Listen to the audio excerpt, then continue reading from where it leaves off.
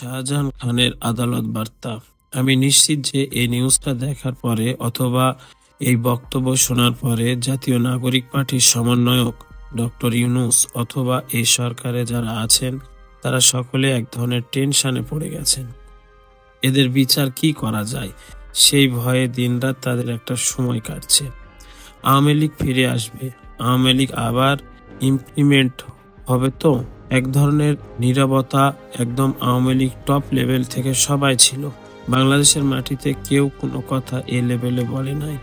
কিন্তু আজকে আওয়ামী লীগের একজন প্রেসিডিয়াম সদস্য এবং শক্তিশালী রাজপথের নেতা সাবেক নৌপরিবহন মন্ত্রী শাহজাহান খান একটু ডোন্ট কেয়ার টাইপের একটা ক্যারেক্টার।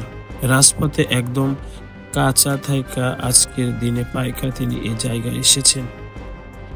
এই মুহূর্তে জেলে আছেন, বাট আজকে আদালত থেকে একটা বার্তা দিয়েছেন, যে বার্তা এবং মোটামুটি সবার কাছে আশ্চর্য লাগলো। আওয়ামী লীগে যারা নেতাকর্মী আছেন অনেকেই উজ্জীবিত হয়েছেন।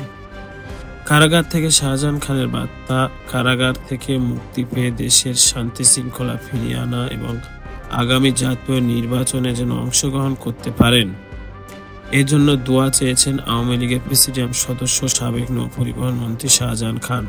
কারাগার থেকে সন্ত্রাসীদের হাত থেকে নিরাপদে আছে বললেন তিনি মন্তব্য করেছেন। আজকে সকালে বৈষম্য বিরোধী ছাত্র আন্দোলনের রাজধানীর যাত্রাবাড়ি থানা হত্যা মামলার গ্রেপ্তার দেখানোর বিষয়ে শুনানির আগে আদালতে তোলার সময় এসব কথা বলেছেন নৌপরিবহন মন্ত্রী শাহজাহান খান।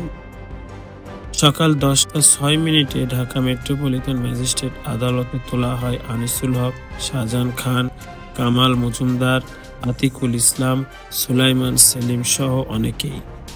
এ সময় হেলমেট, বুলেট প্রুফ জ্যাকেট, পিছনে হাত রেখে হ্যান্ডকাপ পরিয়ে তাদেরকে হাজতখানা থেকে বের করা হয়। সাংবাদিক প্রশ্ন করেছেন যে কেমন আছেন, তো তিনি বলেছেন আমি তোমাদের দোয়ায়, দোয়া করবা আমার জন্য। সাংবাদিকের প্রশ্ন ছিল যে কি দোয়া করব। উত্তরে শাহজাহান খান বলেন দোয়া করবা যেন তাড়াতাড়ি জেল থেকে মুক্তি পাই এবং দেশের শান্তি শৃঙ্খলা কিভাবে ফিরিয়ে আনতে পারি সেটা নিয়ে দোয়া করবা এবং আগামী নির্বাচনে কিভাবে অংশগ্রহণ করতে পারি সেই সমস্ত বিষয়ে দোয়া করবা। সাংবাদিক বলছে সবাই বলছে আপনারা দেশের 12টা বাজিয়েছেন, তো শাহজাহান খান বলছে আমরা 12টা বাজিয়েছে কিনা, কারা বাজিয়েছিল সেটা সামনেই প্রমাণিত হবে। এরপর তাদের আবার কাঠগড়ায় উঠানো হয়। আরেক সাংবাদিক আবার তাকে জিজ্ঞেস করেন আপনি এত হাসেন কেন? শাহজাহান খান বলছেন আমি সবসময় হাসি, মৃত্যুর আগ পর্যন্ত আমি হাসব, কারণ খুব ভালো আছি, সন্ত্রাসীদের হাত থেকে নিরাপদে আছি।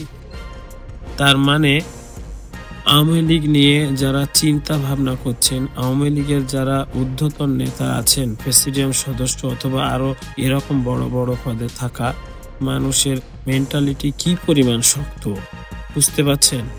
কারণ আজকের এই ঘটনার পরে কারাগারে যদি ডিভিশনগত সুবিধা বাতিল হতে পারে অথবা আরো 2-4-10টা মামলায় তাকে গ্রেপ্তার দেখানো হতে পারে।